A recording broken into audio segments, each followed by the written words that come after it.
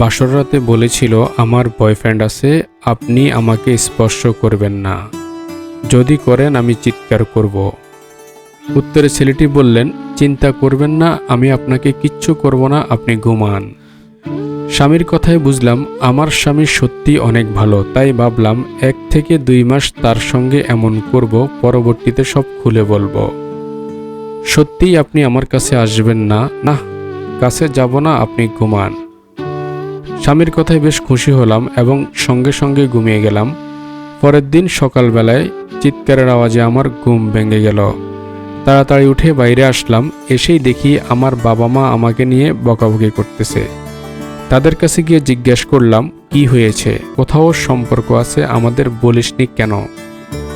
তোকে সেখানেই বিয়ে দিতাম, কিন্তু তুই বিয়ের পর এই কথা তোর স্বামীকে বললি কেন? সে আজ তোকে সকালবেলায় ডিভোর্স দিয়েছে,